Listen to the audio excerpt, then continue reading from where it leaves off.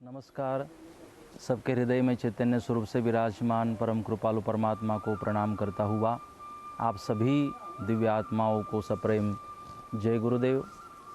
और मुझे बहुत ही प्रसन्नता है कि निष्कलंक धाम सतपंच चैरिटेबल ट्रस्ट फैजपुर के द्वारा निष्कलंक धाम में यहाँ पर बहुत ही जल्द तुलसी हेल्थ केयर सेंटर की शुभ शुरुआत होने जा रही है। इस तुलसी हेल्थ केयर सेंटर का कार्य यहाँ पर प्रगति पथ पर है और बहुत ही जल्द कुछ महीनों में यह हेल्थ केयर सेंटर आप सबकी सेवा में उपलब्ध होगा। यहाँ पर हेल्थ केयर सेंटर के द्वारा हमारे सबके स्वास्थ्य के लिए, निरामय आयु के लिए कोशिशें की जाएगी। हेल्थ केयर सेंटर के द्वारा यहाँ पर इस विचारधारा से प्रेरित होकर कार्य किया जा रहा है कि पहला सुख निरोगी काया हमारा पहला सुख है और मैं मानता हूँ अंतिम सुख भी यही है, निरोगी काया। अगर हमारी काया निरोगी होगी, शरीर स्वस्थ होगा तो जीवन को जीने का आनंद भी हम प्राप्त कर सकते हैं। यहाँ पर शरीर स्वास्थ्य के लिए भी कार्य होगा और यहाँ पर मन स्वास्थ्य के लिए भी कार्य किया जाएगा। आयुर्वेद के द्वारा, नेचुरोपैथी के द्वारा, योग प्राणायाम के द्वारा और भी जो हमारे आयुर्वेद ने पंचकर्म हैं, जो भी हमारी मूल उपचार पद्धति है, उन उपचार पद्धतियों का उपयोग करते हुए अच्छा स्वास्थ्य और मानसिक स्वास्थ्य देने की कोशिश यहाँ पर हम कर रहे हैं। और यहाँ पर उन सेवाओं को देने के लिए अच्छी से अच्छी व्यवस्था देने की कोशिश ट्रस्ट के द्वारा यहाँ पर की जा रही है। आप सबको बहुत बहुत प्रणाम और सप्रेम जय गुरुदेव। चली जा रही है उम्र धीरे धीरे। सुबह ये बोल रहे थे, बोले आपके बाल भी कम होने लगे अब।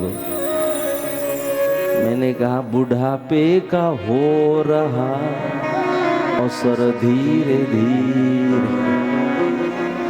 भाई हम जीवन के बारे में बोल रहे हैं तो हम कहाँ यहाँ रहने आए हैं।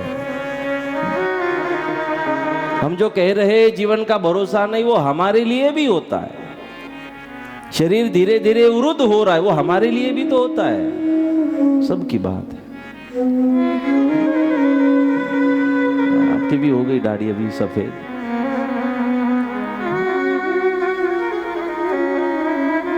हमारी भी होगी धीरे धीरे। तो हमें क्षमा भी करिएगा आप सब लोग, माफ भी करिएगा कि बहुत इच्छा आप सब लोगों की थी कि 2 मिनट, 5 मिनट, 10 मिनट कंपा में आओ, पगला करो, वो प्रोग्राम है, हम नहीं जा पाए। और मेरी इच्छा थी कि मैं सुबह यहाँ से जब आऊँ यहाँ आश्रम में, पहले अलग इच्छा थी जब बापा थे, लेकिन जब पता चला ये सब हुआ, बापा का स्थूल शरीर नहीं रहा, तब मैंने कहा कि हम सुबह से लेकर रात्रि में 8 बजे तक यही रहेंगे। दोपहर में भी हम यही सबको मिलेंगे, बैठेंगे, और शाम को भी कथा के पश्चात हम यही बैठेंगे। कमरे में भी नहीं, यही बनाना पड़ेगा कुटी, हम इसमें ही बैठेंगे, मिलेंगे। क्योंकि सब बापा को मिलने, बापा को ढूंढते ढूंढते यहाँ आ रहे हैं। तो मेरी भी जिम्मेदारी है बापा के पश्चात कि मैं सबसे बात करूं, मिलूं। उतना तो कर सकता हूँ बापा के बाद तो मैं करूं। इसलिए मैं पूरा समय यहाँ दे रहा हूँ। बस सोने जाना है, सुबह उठ के आना है। लेकिन अगर आप चाहते हो कि मैं कंपाओं में आऊँ तो मेरी इच्छा है मैं पगला करने ना आऊँ, मैं पग पड़ा लेकर आऊँ। तो हमारे यहाँ के युवाओं को प्रार्थना भी है, अगर कंपाओं में जाना चाहते हो तो आइए, एक पगपाड़ा का आयोजन करिए, पगपाड़ा से सारे कंपाओं में जाएंगे और धर्म जागृति का काम करेंगे, उसमें हम आएंगे। हम आना चाहते हैं आपके कंपा में, लेकिन गाड़ी में बैठकर नहीं, पैदल आना चाहते हैं। बस भगवान निष्कलंकी नारायण का स्मरण करते करते सफेद ध्वजा, शांति का प्रतीक सफेद ध्वजा को लेकर हम चाहते एक बार ऐसा पगपाड़ा निकले सारे कंपाओ, फिर उसका एक बने प्रोग्राम 4-4, 5-5 दिनों का, 2-2, 3-3 महीने के बाद जब सबके पास समय हो। ये युवाओं का काम है, युवान करे इसका आयोजन और युवान हमें बुलाए तो आएंगे, और बापा लोग बुलाएंगे तो हम कहेंगे बैठो और कथा करो, पगपाड़ा नहीं। लेकिन युवा अगर तैयार है तो ऐसा एक प्रोग्राम बने। हमने कच्छ में भी कहा इस बात को कि धर्म जागृति हो, हम सब गांवों में जाए, जागृति बने, जो जो मंदिर है उन मंदिरों को एक धागे में बांधे, कंपाओं को, हमारे सारे विस्तारों को एक धागे में बांधे। अकेला एक फूल अलग दिखाई देता है, लेकिन सारे फूलों की जब फूल माला बनाई जाती है तो बढ़िया लगता है। इसीलिए हम सब धागा, एक धागे में सबको बांधने की कोशिश करें। मैं कहा अब बुलाना चाहते हो तो कंपाओं में बुलाओ, हम तैयार हैं। अब देखते कौन कौन बुलाते हैं। अब ताली कम बजी, अब बजाने से क्या फायदा।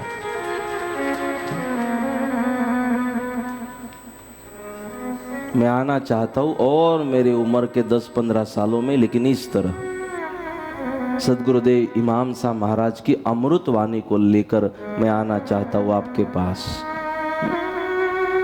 और 15 साल मन है फोकट की किसी की चाय न पीऊं, न जल पीऊं, न रोटी खाऊं। रोटी खाऊं, चाय पीऊं, कॉफी पीऊं। हाँ, मैं चाय पीता हूं, हमारे बापा को भी प्रिय थी, और मेरे निमित्त बापा के निमित्त हम दोनों आनंद करते थे जब मिलते थे।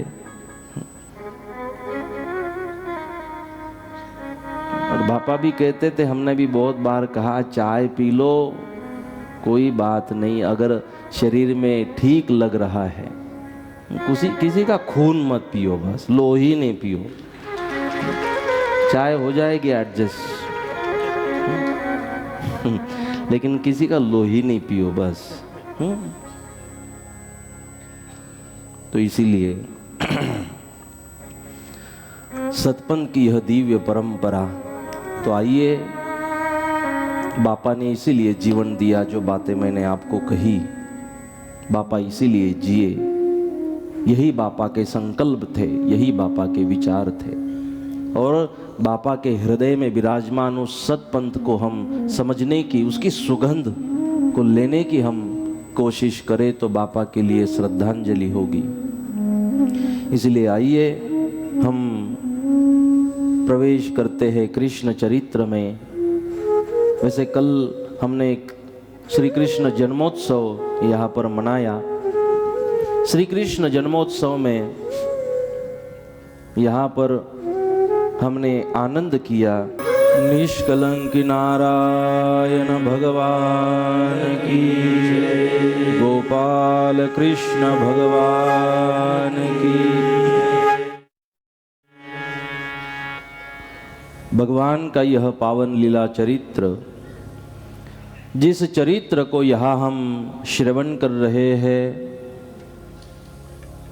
भगवान वेद व्यास जी ने बहुत अलग अलग रचनाएं की। वेदों का, उपनिषद, पुराणों का चिंतन वेद व्यास जी भगवान ने किया, फिर भी उनको आनंद की अनुभूति नहीं हुई। लेकिन जब उन्हीं ने भगवान के इस लीला चरित्र को लिखा, भगवान के लीला चरित्र का स्मरण किया, तब जाके उनको आनंद की अनुभूति होने लगी। ऐसा यह चरित्र भगवान श्री कृष्ण का है, बाल लीलाओं का चरित्र है, जो हृदय को आनंद देता है, आनंद की अनुभूति कराता है। जैसे भगवान गोकुल में पहुंचते हैं, यहाँ योग माया को लेकर वसुदेव महाराज मथुरा पहुंचे। अब योग माया को धारण करने के कारण जो एक बंद दरवाजा, जो खुला दरवाजा था वो बंद होने लगा और वापस वसुदेव महाराज कारागृह में बंद हो गए। यहाँ पर कथा का संकेत है, हम अगर माया को धारण कर लेते हैं तो हमें भी कारागृह में बंद होना पड़ता है वापस। कारागृह का मतलब है गर्भवास। तो जैसे योग माया को धारण किया, वसुदेव महाराज कारागृह में बंद हो गए। एक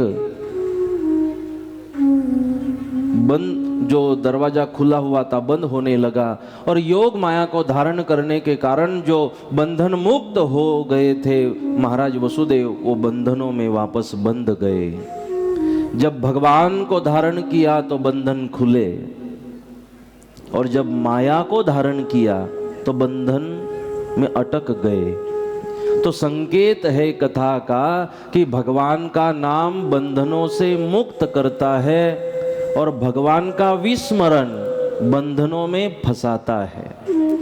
अगर हम भगवान को भूल जाते हैं तो जरूर दरवाजे खुले भी हो तो बंद हो जाते हैं। अगर भगवान का विस्मरण हो जाए, इसलिए भगवान का नाम हमें बंधनों से मुक्त करता है, संकटों से मुक्त करता है। जैसे योग माया रोने लगी, जहां भगवान पहुंचे वो हंस रहे हैं, और अब योग माया जहां पर पहुंची उनको चिंता होने लगी। योग माया रोने लगी, रोने की आवाज आई, कंस भागता भागता आया, देखा तो बेटे की जगह बेटी ने जन्म लिया है। दोनों पैर पकड़े उस बच्ची के योग माया के और घुमाने लगा, गोल गोल घुमाकर, जैसे ही पहले 6 बच्चों का वध किया था वैसे दीवार पर पटकने लगा, वो हाथों से छूट गई। कंस के ही नहीं, ये माया तो हमारे हाथों में भी नहीं आती। जो नहीं है लेकिन दिखती है, जो नहीं है लेकिन लगता है कि है, वो माया। जो है नहीं लेकिन लगता है कि है। जैसे बापा का भी एक सूत्र था, हमेशा मैंने बापा से एक बार सुना था, शायद आप सबको याद आ जाए। बापा कहते थे 6 6 ने 6, नथी नथी ने नथी। कहता था ना बापा, 6 6 ने 6, नथी नथी ने नथी। ये माया के बारे में सिद्ध होता है। 6 6 ने 6 लगता है कि है, और अगर हम उसे समझने जाए तो फिर पता चलता है नथी नथी ने नथी, ये है नहीं। हाँ, लगता है कि है लेकिन जो नहीं है वो है माया। वो किसी के हाथों में नहीं आती। ये शरीर माया का दिया हुआ है, लगता है कि है, लेकिन 60 साल 80 साल 100 साल हो जाए फिर पता चलता है कि अरे हम तो कह रहे थे था, अब तो नथी नथी ने नथी, खत्म हो गई बात, अब नहीं है। ये है माया। वो माया किसी के हाथों में नहीं आती, हाथों से निकल गई और कहा कि मुझे क्यों मार रहा है दुष्ट कंस, तेरा जो शत्रु है, जिसे तो शत्रु समझता है, वो तो कभी का गोकुल पहुंच चुका है। मुझे मारने से क्या मिलेगा। अब कंस की चिंता बढ़ गई और कंस को चिंता होने लगी कि मैंने इतनी कोशिश करने के बाद भी मैं इस 8वें गर्भ को मैं यहाँ रोक नहीं पाया और किस तरह से गोकुल में पहुंचा। कंस चिंता करने लगा, कंस को चिंता होने लगी और फिर अब कैसे भी करके अपने शत्रु को ढूंढना है, पहचानना है और उसका वध करना है। यहाँ तो नहीं मार पाए, अब कोशिश करने लगा तो महाबल नाम के दैत्य को भेजा जो ज्योतिषी के रूप में गया और जाकर नंद बाबा के घर जाकर कहता है मैं ज्योतिषी हूँ, भविष्य बताने आया।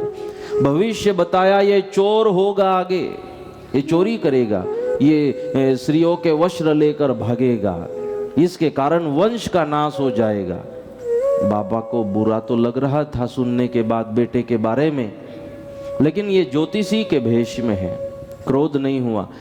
बाबा को शांत देखकर जिस आसन पर महाबल दैत्य बैठा था वो आसन ऊपर उठने लगा, नीचे गिरा महाबल और आसन ने उसे पीटना चालू कर दिया। अब आसन आगे हो गया, फिर घर में जो झाड़ू थे, बर्तन थे, सब के सब आए और पाठ भैया तुम आके बढ़ो, हम तुम्हारे साथ हैं। और ऐसे पीटा है महाबल को उन निर्जीव साधनों ने जो नंद बाबा के घर में थे, झाड़ू और सब ने पीटना चालू कर दिया। कैसे भी अपने प्राणों को बचाया और कंस के पास पहुंचा। बोले कंस जी, राजा जी, मैं तो गया था वहां लेकिन कुछ नहीं कर पाया और मुझे तो अब लग रहा है आपका भी कोई अब भरोसा नहीं है। कंस ने कहा तू मेरा काम करने गया था वो तो नहीं किया और आकर मुझे डरा रहा है। बोले है ही वैसे डरने वाली आइटम। कंस की चिंता बढ़ने लगी, लेकिन जब पूतना को भेजा, पूतना भी दूध में जहर मिलाकर वहां पहुंचती है। जैसे बाबा के घर को ढूंढा और उस दिन किस बेटे का जन्म हुआ था, कौन पहुंचा था, पता किया।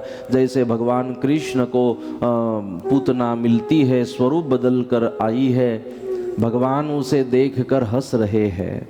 इसलिए तो मैंने तेरी राह देख रहा था, इसलिए तो महाबल को जिंदा छोड़ा, क्योंकि उद्घाटन तेरे से करना था इस अवतार में, इसलिए भगवान हंस रहे थे। और पूतना को लगा, पूतना कहने लगी देखो यशोदा, तेरा लाला मेरे आने से कितना खुश है। लाले के मन में अलग चल रहा है।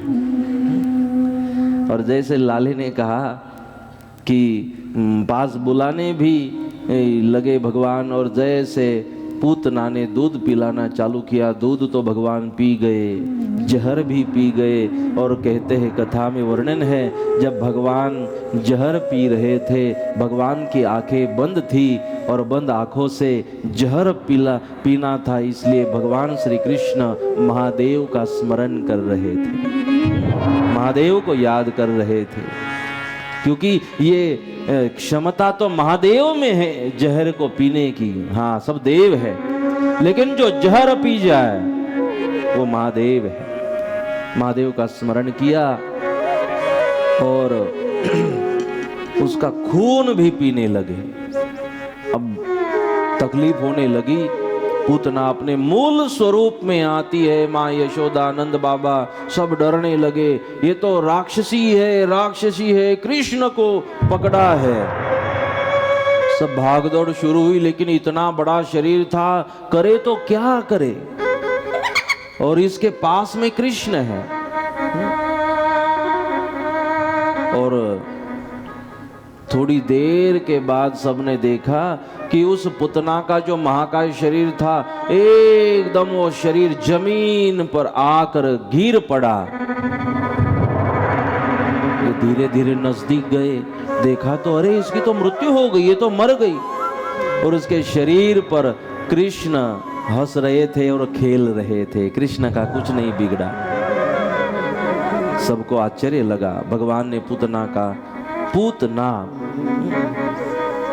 जो अपवित्र मानी गई, उस पूतना का भगवान वध करते हैं। माँ अपने बेटे को लेकर गई, कृष्ण को लेकर गई और कृष्ण की नजर उतारी।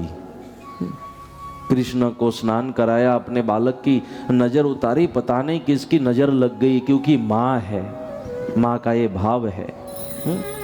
और जब माँ का जो भाव हो तो आज के जो लिखे पढ़े बेटे हैं ना, वो माँ के भाव में संशय ना करे। क्या नजर लगती है, क्या नजर उतरती है, तू रेवा दे। माँ का जो भाव है, वो माँ का भाव माँ ही जाने, वो अलग है, उसकी विशेषता है। इसलिए माँ का भाव होना और ये सब सामान्य है। माँ का भाव हुआ, नजर उतारी। लोग मुझे भी पूछते हैं क्या बिल्ली रास्ता काटने से अपशकुन होता है? मैं बोला बिल्ली के काटने से अपशकुन नहीं होता, लेकिन कोई आदमी रास्ता काट ले, आड़ा आ जाए, तो भाई हो सकता है अपशकुन। क्यों बिल्ली को बदनाम कर रहे हो? बिल्ली से ज्यादा तो हम आड़े आ रहे लोगों को। सबको आड़ा बनाया, सीधा चलते, इसको सीधा बनाया, ये आड़ा चलता है। इसीलिए माँ ने नजर उतारी, आशीर्वाद दिया अपने बालक को। नजर उतारने के बहाने माँ अपने बेटे के माथे पर, शरीर पर हाथ घुमाती है। हाँ, ये माँ के आशीर्वाद से नजर उतर जाती है। माँ के आशीर्वाद से हमारे सारे दोष निकल जाते हैं। माँ के आशीर्वाद से शरीर में दर्द हो, भगवान की कृपा, भगवान का ही तो स्वरूप माँ है, उस भगवान के आशीर्वाद से दर्द मिट जाता है, परेशानी मिट जाती। माँ के आशीर्वाद में सबसे बड़ी दौलत होगी तो माँ और बाप का आशीर्वाद जीवन में है, जो सारे मनोकामनाओं को पूर्ण करता है। माँ और बाप का आशीर्वाद ही तो कल्प वृक्ष है। माँ बाप ही कल्प वृक्ष है। बैठ जाओ उनकी छाया में, जो चाहो मिलेगा। इसीलिए भगवान एक एक एक एक वो जो राक्षस मथुरा से आ रहे हैं, भगवान उनका वहां पर वध कर रहे हैं। और गर्ग मुनि के जो जातक संस्कार उन्होंने किए, तो नाम भी रखा आकर्षति आकर्षति थी कृष्ण, जो सबके आकर्षण है ऐसे कृष्ण। कृष्ण माने आनंद, शाश्वत आनंद। कृष्ण शाश्वत, न आनंद, शाश्वत आनंद का नाम कृष्ण है। और एक एक एक एक राक्षस वहां पर आने लगे। शक्टासुर एक गाड़े के स्वरूप में आया, उसका भगवान वध करते हैं। वहां पर तृणावर्त आया पवन के रूप में, उस तृणावर्त का भी भगवान वध कर रहे हैं। गोकुल वाले समझ नहीं रहे ये क्या हो रहा है जब से कृष्ण का जन्म हुआ, लेकिन एक एक एक एक परेशानियों का सामना भगवान वहां पर कर रहे हैं। एक दिन खेलते खेलते भगवान थोड़ी मिट्टी खा गए, माँ की नजर में आ गया। माँ देखने गई, बोले कान्हा मिट्टी खाई? बोले माँ ना। बोले आपने मिट्टी खाई? बोले ना। बोले मुंह खोलो। अब भगवान कहने लगे मुंह तो खोल दूंगा माँ, लेकिन बेहोश मत हो जाना। भगवान ने जैसे मुंह खोला और माँ ने मुंह में देखा, मिट्टी देख रही है कि कान्हा ने मिट्टी तो नहीं खाई।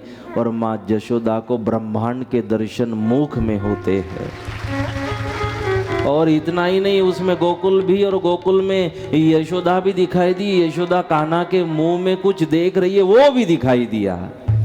तब यशोदा समझने लगी ये तो अजीब है, ये कोई साधारण है नहीं, इसके मुंह में पूरा ब्रह्मांड। ये भगवान ने इसलिए लीला की है कि माँ आप घबराना मत, क्योंकि कोई भी राक्षस आ जाए, माँ बेहोश, माँ बेहोश। हॉस्पिटल का बिल पे करते करते थक गए घर वाले, कितनी बॉटल चढ़ाएंगे इसको।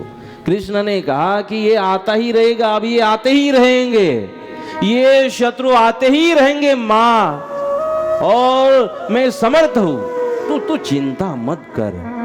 इसलिए बताना था, ये कथा ब्रह्मांड का काम कर रही है। आज के बाद कितने भी आ जाए, आज ये ब्रह्मांड सतपंथ के ज्ञान के दर्शन यहां पर हो रहे हैं। और हम भी कहना चाहते हैं, आपको भी डरने की जरूरत चाहे कितने शक्टासुर तृणावर्त आ जाए, कितने महाबल दैत्य आ जाए, भगवान इसलिए लीला कर रहे थे, बापा शायद इसलिए लीला करके यहाँ गए हैं। भगवान ने लीला की और दिखाया कि मैं जगतपति हूं माँ, मेरा कोई कुछ नहीं बिगाड़ सकता, मैं सत हूं, मुझे कोई पराजित नहीं कर सकता, मैं सत हूं, मुझे कोई समाप्त नहीं कर सकता, ये भगवान को कहना था। और फिर माँ समझ गई कि ये तो असाधारण है, ये तो अनंत है। भगवान ने अपनी लीला वहां पर बताई। सदगुरुदेव इमाम साहब जी महाराज के चरित्र में ये कथा आती है कि जब तीन मुखी दसवन देने गए तो कहा आप में ब्रह्म कला है तो हम आपको दसवन दे। तब कथा है इमाम साहब जी महाराज ने अपने मुख में ब्रह्मांड के दर्शन करवाए थे, जो 12 कलाओं के धनी थे। युवानों के शिविर में हमें पूछा गया, महाराज सदगुरुदेव के मुख में कैसे ब्रह्मांड दिखाई दे सकता है? मैं बोला आपने सही पूछा। जब तीन मुखी वहां गए तो सदगुरुदेव इमाम साहब जी महाराज ने ब्रह्मांड का वर्णन किया। 21 स्वर्ग, सप्त पाताल, अमरावती, अमरापुर, सारे ब्रह्मांड का वर्णन करते हैं। जैसे भगवत गीता में कहा, भगवत गीता का आधार लेते हुए ब्रह्मांड का वर्णन किया। ऊर्ध्वमूलम अधःशाखम अश्वत्थम प्राहुरव्ययम छंदांसि यस्य पर्णानि यत्सम वेद स वेदवित्। जैसे आप प्रेरणापीठ पिराना में जाते हो तो ब्रह्मांड का वहां चित्र लगा हुआ है, जो हमारे गुरुदेव ने खुद पेंट किया हुआ है गुजराती में। हाँ, ये क्षमता है सतपंथ में कि जिसकी मदर लैंग्वेज मराठी है, जगन्नाथ महाराज की मातृभाषा मराठी है, उन्होंने मूल बंद जो है वो गुजराती में लिखा, गुजराती भाषा में लिखा। ये चमत्कार था। आपने कभी जगन्नाथ जी महाराज को, आप उनके मित्र संत रहे हैं हमारे गुरुदेव के, कभी उन्होंने आपने नहीं सुना होगा कि गुजराती में वो बोलते थे, लेकिन मूलबंद जो गुजराती में उन्होंने अनुवाद किया, मूलबंद का पूरा पूरा गुजराती लिखा है। और आप देखो उस मूलबंद को तो ऐसा लगेगा ये गुजराती प्रिंट किया हुआ है, ऐसे हस्ताक्षर में लिखा है। ये चमत्कार था। उसमें पूरे ब्रह्मांड की रचना उन्होंने बताई। पिराना में भी प्रेरणा पीठ में जो लगा है चित्र ब्रह्मांड का, वो उनका बनाया पेंट किया हुआ है। उसमें ब्रह्मांड का दर्शन, वही बातें सदगुरुदेव इमाम साहब जी महाराज ने कहा कि इस ब्रह्मांड की रचना कैसे हुई, ओम प्रणव ब्रह्म का नाद कैसे निर्माण हुआ, कैसे 4 खानियों का निर्माण हुआ, कैसे 1,84 योनियों का निर्माण हुआ, और कैसे मनुष्य जन्म की प्राप्ति होती है। मनुष्य जन्म का लाभ ले लेते हैं तो प्राणी की गति क्या होती है, और नहीं कर पाते लाभ तो उसकी गति क्या होती है। पूरे ब्रह्मांड के रचना के बारे में सदगुरुदेव इमाम साहब महाराज ने वर्णन किया, कैसे रचना हुई सृष्टि की, ब्रह्मांड की। तीन मुखी कहने लगे, आहा, हे सदगुरुदेव, आपने आपके श्रीमुख से जो ब्रह्मांड की का ज्ञान दिया है, रचना का ज्ञान दिया है, आज तो हमने आपके मुख में ही ब्रह्मांड के दर्शन कर लिए, ऐसा अनुभव हो रहा है। बात समझ में आई? मुंह में ब्रह्मांड दिखाया, मतलब आपके मुंह से ऐसे आपने वर्णन कर लिया कि आप बैठे बैठे ब्रह्मांड घूम आए, ऐसा हम अनुभव कर रहे। हमें बैठे बैठे ही ब्रह्मांड के दर्शन हो गए, ऐसा अनुभव कर रहे हैं। जैसे मैं मुख से यहाँ किसी तीर्थ धाम का, श्री क्षेत्र रामेश्वरम का वर्णन करूं, और इतना बढ़िया वर्णन करूं श्री क्षेत्र रामेश्वरम का कि जैसे आपको अनुभव हो जाए कि श्री क्षेत्र रामेश्वरम गए और वापस आए, तो आप क्या कहोगे, महाराज आज तो ऐसी बढ़िया कथा सुनाई आपने रामेश्वरम की, ऐसे लग रहा था हम बैठे बैठे रामेश्वरम के दर्शन कर आए, ऐसे ही कहोगे ना। तो एक वाक प्रचार है। तो उन्होंने भी अपने श्रीमुख से ब्रह्मांड का ज्ञान प्रकट किया। आप पढ़िएगा, और मूल बंद तो जिसे चाहिए उसे मिल सकता है, या तो आप अपने आश्रम में भी मूल बंद है, आप चाहे तो यहाँ आकर बैठिए, उसे पढ़िए। ऐसा नहीं है कि मूल बंद किसी को दिया नहीं जाता, ना कोई किसी को पढ़ने नहीं दिया जाता। अच्छा, पढ़ सकते हो, लेकिन समझना उसे कठिन है, गुजराती में है और भाषा बहुत ऊंची है। अब जिन्होंने इसे देखा नहीं, ना इनको समझने की कोशिश की, वो शंकाएं उठाते हैं। भगवान ने वहाँ माँ को ब्रह्मांड के दर्शन अपने श्रीमुख में भगवान वहाँ दर्शन कराते हैं। अब धीरे धीरे भगवान बलराम, दाऊ भैया बड़े हो रहे हैं। उन्होंने अपने मित्रों की एक टोली तैयार की। तन सुखा, मन सुखा, सुमंगल, मधुमंगल, पेंद्या, सुदामा और सब की अपनी एक टोली वहां पर बनवाई। और टोली बनवाकर जैसे उनकी एक मीटिंग हुई एक दिन, तो भगवान ने कहा ये पेंद्या तोतला था। ये तोतलो बोलतो तो पेंद्या। किसी को देखा, भगवान खुद दाबे पैर से लंगड़े थे भगवान। किसी का हाथ ऐसे, किसी की आंखों में दिक्कत, किसी की वाणी में दिक्कत। एक तो था एकों को सुनने में दिक्कत। एक तो बोल सकता था लेकिन ताना, ऐसी सारी टीम। एक को तो बोलना होता था काना, बोल तो पीछे से कोई धक्का मारे तो फिर आवाज खाना, ऐसी टीम थी। भगवान ने कहा इसका तो अब संशोधन करना पड़ेगा, ये क्या दिक्कत है, यहाँ के प्रोडक्शन में खराबी क्यों है। तो तब भगवान ने रिसर्च किया तो पता चला पानी पूरी।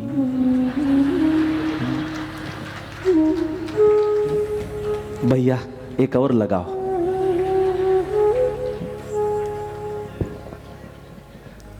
पता नहीं वह लारी पर जाकर भीख मांगने की आप प्रैक्टिस क्यों करते हो, क्या पूर्व तैयारी है नहीं पता।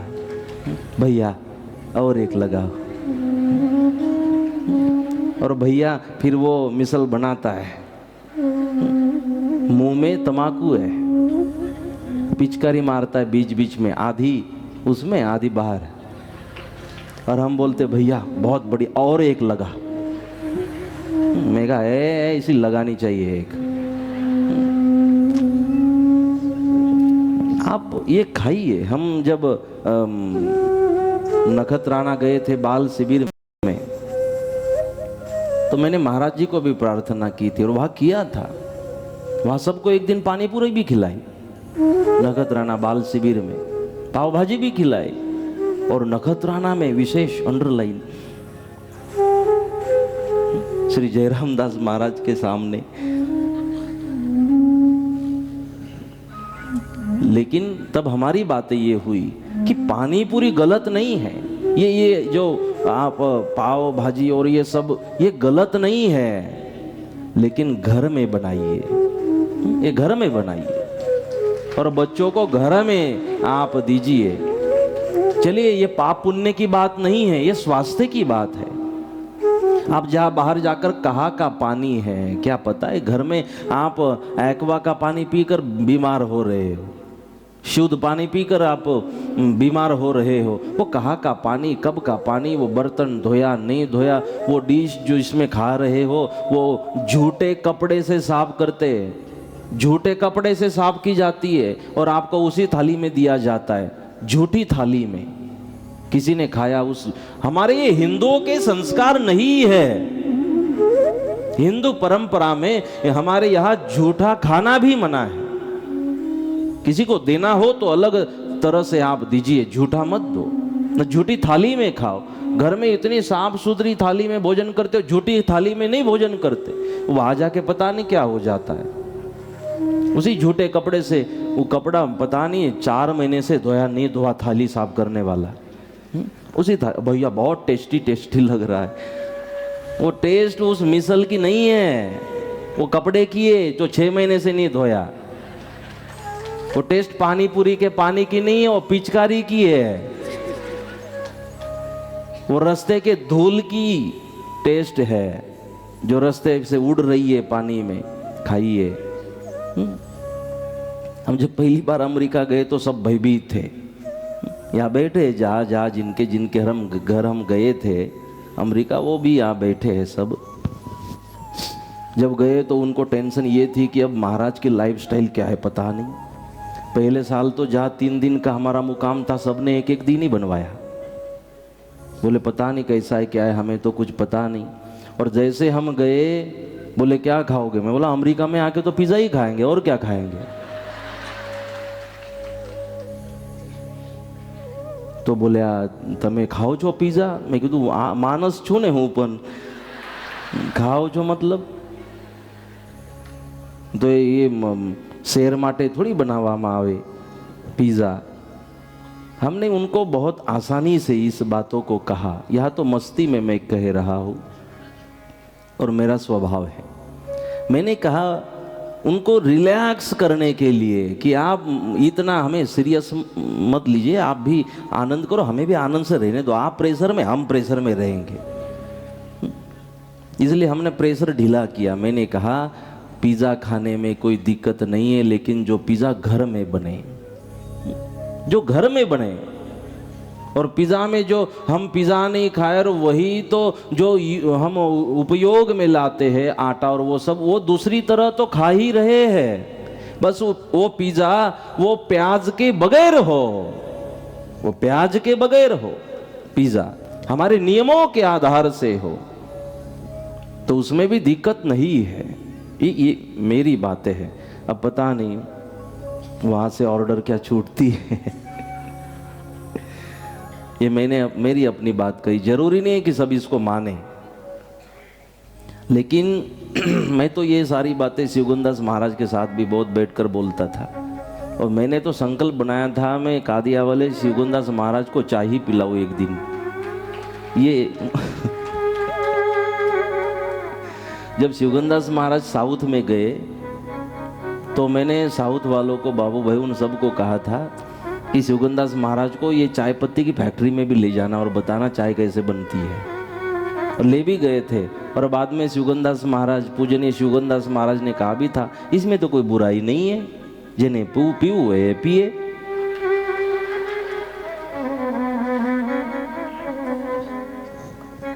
कहने का मेरा तात्पर्य ये है कि इन चीजों से आप बाहर खाने से मना है। जहां अशुद्धता है, पता नहीं उसने स्नान किया न किया जो बना रहा है, पता नहीं उसे सूतक है क्या है, कौन से भाव लेकर आया है, हाथ साफ है नहीं साफ है। आप तो हाथ साफ करके खा रहे हो, लेकिन बना नहीं है ना हाथ साफ होकर, इसलिए वो मना है। दूसरी बात, वहाँ बाहर रास्ते पर जाकर खड़ा रहकर भोजन करना हमारी संस्कृति नहीं है हिंदुओं की। हमारे लिए तो हम भोजन पूर्ण ब्रह्म है। हमारे लिए तो भोजन करना यज्ञ है, याग है। मैं इन दोनों की बात आपको बताऊं, रोमानिया रसिया, जब हम वहाँ मध्य प्रदेश में भोजन कर रहे थे तब वहाँ बनाई दाल बाटी। अब ये स्पून हिला रही थी, अब स्पून से कैसे कट होगी बाटी। तो मैंने उनको कहा ये जो अब वहाँ का भोजन है वो चमची से नहीं होगा, भूखी रह जाएगी, 8 दिन भूखी मरेगी। तो मैं बोला ये जो स्पून है, चम्मच, वो साइड में रखो और पीसो उसे एकदम हाथों से। उसमें लो दाल और उसमें ऐसे ऐसे करके फिर चालू हो जाओ, तब पेट भरेगा। ये चम्मच से तो दोपहर हो जाएगी, कुछ जाएगा नहीं अंदर। मैंने जब समझाया तो इस तरह से समझाया था कि हम यज्ञ करते हैं ना, याग, तो याग में ऐसी आहुति देते हैं, इदम अग्नये इदम नमम ओम स्वाहा, इदम अग्नये इदम नमम, आहुति देते इस तरह से। शांतिदास जी, इस तरह से आहुति दी जाती है हाथों से। तब चम्मच से आहुति नहीं देते, हाथों से गोमुख आहुति देते हैं। मैं बोला इसी तरह याग में जैसे हाथों से आहुति दी जाती है, वैसे ये भी जठराग्नि प्रज्वलित है और इसमें, इस याग में आहुति डालनी है तो हाथों से ही डाली जाती है। वो बात उनको इतनी समझ में आ गई, उस दिन के बाद चम्मच नहीं पकड़ी और हाथों से भोजन कर रही है। तो ये भी यज्ञ है और हमारे सदगुरुदेव ने भी इसे यज्ञ ही कहा। और कहा सत्य सुलाना, प्रेम सुपकाना, सन्यासी ग्रास दाना, ब्रह्मार्पण करके खाना, स्वामी तुमको पहुंचाना। ये नियम दिया भोजन करने से पहले कि जो रोटी खा रहे वो सत्य की हो, ईमानदारी की हो, वो प्रामाणिकता की रोटी हो। एक एक सत्य सुलाना, जो पैसा आएगा, जो धन आएगा, जो कुछ आएगा वो ईमानदारी का हो, मेहनत का हो। जिस तरह राजा हरिश्चंद्र ने जो पूजा कराई थी और पूजा में गुरुबोध में गुरुदेव को दक्षिणा देनी थी, तो रात भर वो घन चलाने का काम किया, उसमें जो मजूरी मिली वह दक्षिणा हरिश्चंद्र ने गुरुदेव को दी थी दक्षिणा। जब गुरु बोध लिया, हाँ गुरु को हम अपने मेहनत का, ईमानदारी का दे, जो गुरु को देना है, वरना ना दे, जो योग्य है। ये मीठे बोरों की कथा यही तो है शबरी की, कि शबरी ने बेर चखे फिर दिए। इसका मतलब क्या है? झूठे नहीं किए बेर, वो तो जंगल में पली बड़ी हुई। आप मुझे बताओ, आप भी किसान हो, खेती में जाते हो, आपकी खेती के अगल बगल में बेर के पेड़ है नहीं है? है ना? आपको पता तो होगा बचपन से, इस पेड़ के बेर मीठे हैं, इसके खट्टे हैं, पता है नहीं पता है?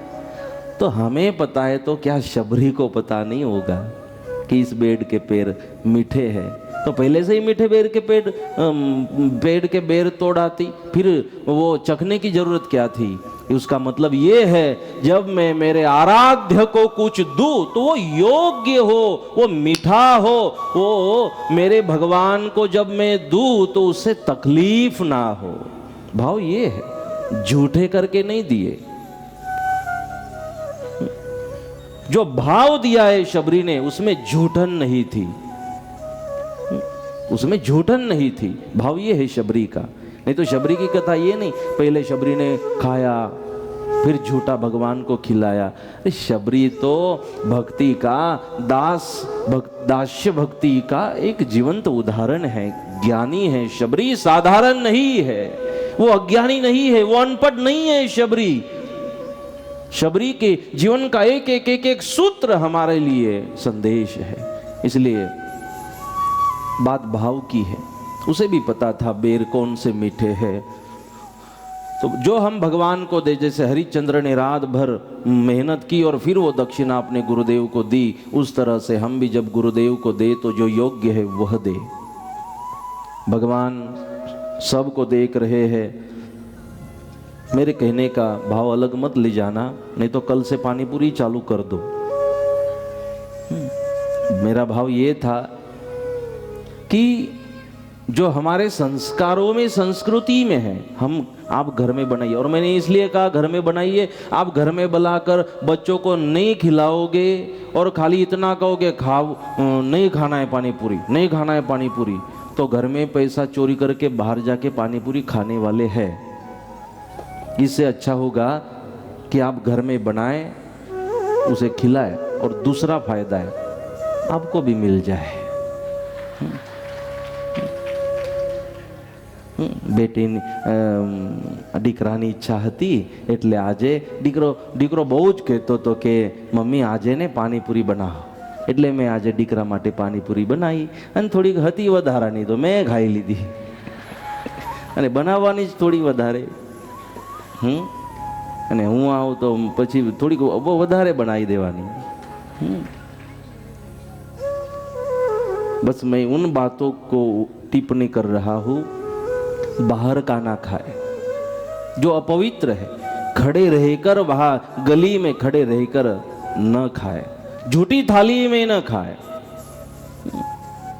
अशुद्ध आहार न ले, क्योंकि भोजन इस शरीर के लिए आहुति है, वो पवित्र हो। जैसा खावे अन्न वैसा होवे मन। तो इसीलिए ये हम नियमों का इस तरह से पालन करें। भगवान ने देखा सब की तबीयत, किसी को हाथ में दिक्कत है, पैरों में दिक्कत है, ये है क्या सब? तो भगवान ने पूछा सबको सब ने कहा, भगवान कहने लगे क्या दूध दही माखन नहीं खाते हो? कैसे ये तबीयत हो गई सबकी यहाँ पर? सब ने कहा भगवान कहाँ दूध घर में रहता है, माखन दही वो तो सब कर भरना पड़ता है, मथुरा में जाता है सब। तब से भगवान को कंस की नफरत होने लगी। इन गरीबों को उनकी ही मेहनत की रोटी नहीं मिल रही है और वो दुष्ट कंस इन गरीबों के पेट की चिंता नहीं कर रहा और अपने पेट की चिंता कर रहा है। यहाँ इन गरीबों की ये हालत हुई पड़ी है और कंस अपने राज्य को बढ़ाने में लगा है। भगवान को नफरत हो गई और भगवान ने कहा चलो आज के बाद हम अपने घरों में जो दही दूध लोनी है, नवनीत है, माखन वो खाएंगे। बोले नहीं खाने देते, बोले चोरी करके खाओ। बोले कान्हा चोरी? बोले हाँ। बोले चोरी तो गलत है।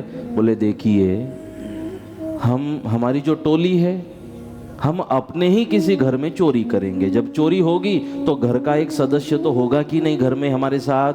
बोले हाँ। तो बोले घर का कोई सदस्य साथ में है तो उसे चोरी नहीं कहते।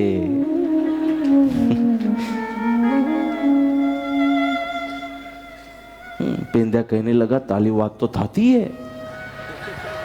ये गुदलाती बोलतो तो थोड़ो तोतली बोलतो तो भगवान कहता था तू तोतली बोल, प्लेक्टिस થઈ જશે તાલી, વાંધો નથી, હું સમજી લઈશ। सब कहने लगे भगवान बात तो सही है और फिर चोरी शुरू हो गई। अब हर घरों में चोरी होने लगी। सबने पता किया ये चोरी पहले नहीं होती थी, चोरी कैसे हो रही है गोकुल में। और फिर पता चला ये चोर कहाँ से नहीं, ये तो गांव में ही चोर है। और बोले इनका जो प्रधान है, इनका जो मुखिया है, ये चोली का अध्यक्ष, परमाध्यक्ष, राष्ट्रीय अध्यक्ष, वो यशोदा का लाला कृष्ण है। सब अब पोल खुल गई, सबको पता चला। और उस दिन से भगवान के घर फरियाद जाने लगी, ए यशोदा तारे लाला ने समझाई दे। बोले मेरे लाला ने क्या किया? बोले तेरे लाला ने हमारे बच्चों को चोर बना दिया, चोरी सिखाता है, चोरी करते हैं सब मिलकर और ये आगेवानी करता है, ये मुखिया बनता है। अब यशोदा समझ नहीं रही थी। यशोदा कहने लगी 9 लाख गाय मेरे घर में है और तभी कोई दूध फेडरेशन का उद्घाटन भी नहीं हुआ था, तो सारा दूध तो घर में था, सारा दही छाछ सब घर में, तो मेरा बेटा क्यों चोरी करे, घर में इतना पड़ा है। माँ नहीं मानती थी, फरियाद शुरू हो गई। अब थोड़ा थोड़ा माँ कहने लगी बेटा मैं कुछ आपके बारे में सुन रही हूँ। हाँ माँ ये तेरे दिए हुए संस्कार है। माँ कहने लगी ऐसा मार पड़ेगी ना तो खबर पड़े तने। माँ कहने लगी तू समझ रहा है मैं क्या कह रही हूँ? थोड़ी फरियाद आने लगी है महाशय की, चोरी तो नहीं कर रहे। माँ तेरा लाला चोरी करेगा? माँ अपने घर में कई कमी है, लालो चोरी करे, तारो डिको चोरी करे, तारो डायो डिको।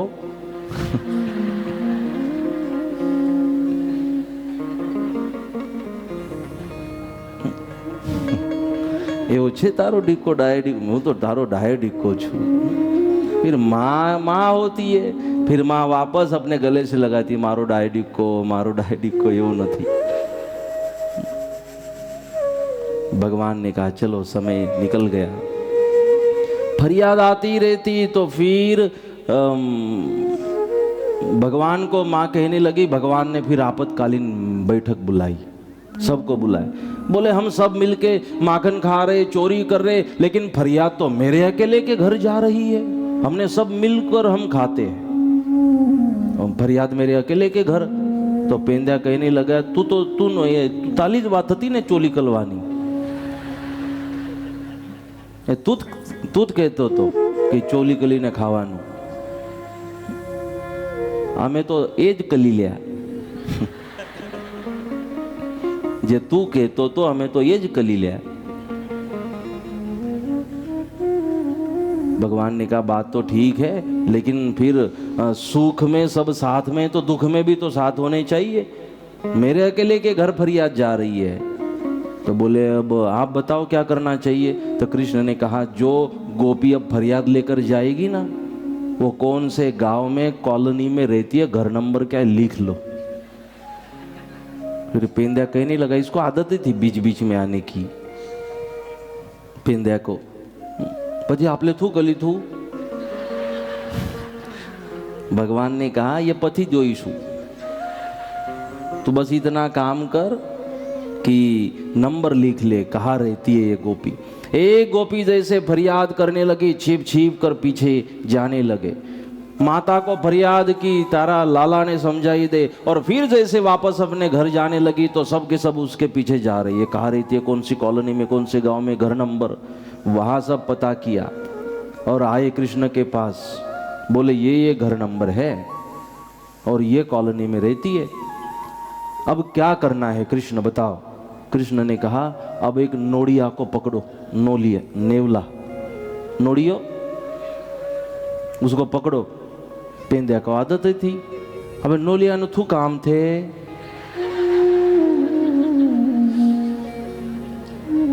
भगवान कहने लगे तू हांती थी बे ने तू। सबको कहा आप वो नोड़िया को बाद में पकड़ो, पहले हाने हांती थी बेसा दो, नहीं तो हाने क्या पूरा ही दो। भगवान ने कहा नोड़िया को पकड़ना है। फिर एक गोपी ने सारी बातें सुनी, देख रही थी कि अब नेवले का इनको क्या काम है, नेवला क्यों पकड़ने में लगे। दोपहर का समय था, ये नेवले को क्यों पकड़ रहे हैं। लेकिन इनको पूछने जाओ तो माथा कूट। गोपी की हिम्मत नहीं हुई पूछने की, लेकिन वो देखती रही नेवले से क्या इनको काम है। अब नेवला पकड़ा, एक नेवला मिला, कृष्ण के पास ले आए। बोले ये रहा नेवला, नोड़िया पकड़ के ले आए। अब क्या करना है। कृष्ण ने कहा शाम तक पकड़े रखो। जैसे शाम हुई, अंधेरा हुआ, बोले चलो घर नंबर बताओ। वहां घर नंबर पर गए, देखा ये वो घर वाली गोपी थी। वन रूम किचन वाला घर था। भगवान ने कहा बाहर से दरवाजे और खिड़कियां बंद कर दो। बोले भगवान, पेंद्या कहने लगा अंदर थी तो बंद अच्छे। भगवान ने कहा अब बाहर से भी बंद करो। बोले क्यों। बोले बाहर से भी बंद करो, बाद में पता चलेगा। फिर बाहर से भी दरवाजा बंद किया, खिड़कियां बंद कर दी। और भगवान ने कहा दरवाजे में थोड़ी जगह बनाओ। थोड़ी जगह बनाई, दोनों दरवाजे में जगह बनाई। और फिर कहा अब इस नेवले को भेज दो घर में। जैसे दरवाजे में जगह बनाई, नेवले को अंदर भेज दिया। दोपहर से पकड़ा था नेवले को, थक गया था बेचारा। और जैसे घर में प्रवेश किया, नेवले ने उत्पाद करना चालू कर दिया, कूदना घर में चालू कर दिया। नेवले ने बाहर निकलने के लिए दरवाजे बंद। अब बर्तन तो गिर रहे थे नीचे, लेकिन अंधेरा था, कुछ दिखाई नहीं दे रहा है। दोनों, वो गोपी उसके घर वाला भी जाग गए और देखने लगे सामान तो गिर रहा है, लेकिन पता नहीं चल रहा कैसे गिर रहा है। बोले भूत भूत भूत आ गया घर में। घरवाली ने कहा दरवाजा तो खोलो, बाहर तो भागो, भूत है। दरवाजा खोला अंदर से, लेकिन घरवाला कहने लगा भूत ने बाहर से दरवाजा बंद कर दिया है। बोले खिड़की खोलो। बोले खिड़की भी बाहर से भूत ने बंद करवा दी है। और जैसे चिल्लाने लगे दोनों के दोनों, भूत भूत। अब चिल्लाने से क्या हुआ, आजू बाजू के कॉलोनी वाले सब के सब घरों से बाहर आ गए। फिर ऑडियंस आ गया पूरा का पूरा। भगवान ने देखा अब श्रोता आ गए। बोले अब दरवाजा खोलो। और फिर भगवान ने दरवाजा खोला। जैसे दरवाजा खुला, नेवला घर से बाहर भागा। सबने देखा ये नेवला घर से भाग रहा है। दोनों के दोनों भागते भागते घर से बाहर आए। भूत भूत भूत। सब ने कहा काहे का भूत, नेवला था, अभी भागा। घर वाले कहने लगे गोपी और वो गोप की हम तो समझ रहे थे घर में भूत है। बोले नेवला था? बोले हाँ। अब वो जो गोपी थी ना, दोपहर में जो देख रही थी दोपहर में कि ये नेवला क्यों चाहिए, उसे अब पता चला ये नेवला क्यों चाहिए था। लेकिन बोले मैं किसी से कहने वाली नहीं हूं कि नेवला किसने पकड़ा और नेवला किसने भेजा। मैं किसी को कहने वाली क्यों नहीं, क्योंकि कल ये नेवला मेरे घर में आ सकता है। तो नई फाइल ओपन होने से पहले भगवान ने बंद करा दी। मतलब जो जो फरियाद लेकर वहां जाते थे, भगवान कोर्ट में जाने से पहले वही के वही निपटा देते थे मामला, वही फरियाद बंद कर देते थे। भगवान आनंद कर रहे हैं। एक दिन आपने कथा सुनी है, भगवान ने एक दिन एक गोपी की दाढ़ी थी और पीछे पहले हुआ करते थे बहनों को पिछले वाले बाल लंबे हुआ करते थे, और पहले तो बाल तब काटते थे जब किसी की मृत्यु हो जाए। तो पीछे के जो बाल है वो पीछे के उस के बाल और घर वाले की दाढ़ी बांध दी।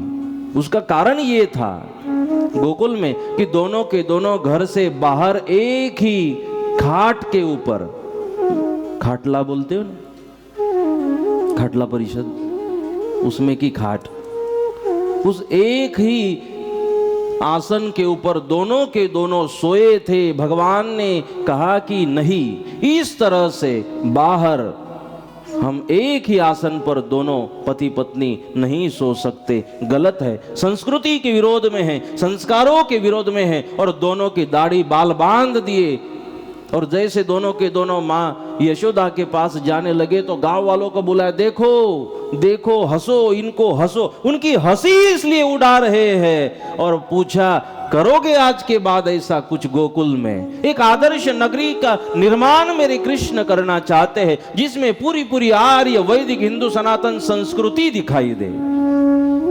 इन नियमों का इन कार्यों का खंडन भगवान करते हैं कि हिंदू धर्म में जो 16 संस्कार है उसके अनुसार हम जिए, और कोई उससे बाहर जाएगा तो भगवान ने कहा उसे दंड मिलेगा। कृष्ण आज भी दंड करते हैं।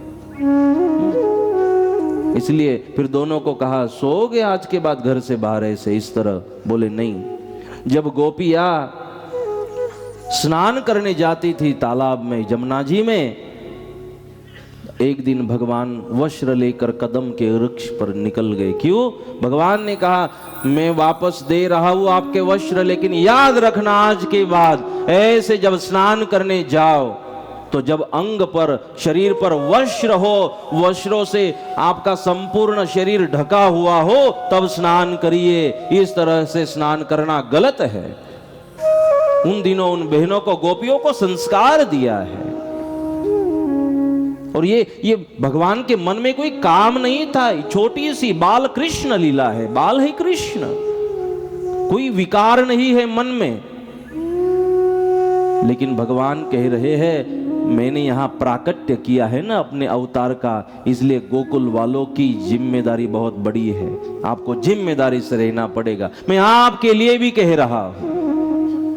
यहां तुलसी बापा, नथुराम बापा जैसे संत थे ना, तो इस पावन धाम को मानने वाले की जिम्मेदारी भी बढ़ती है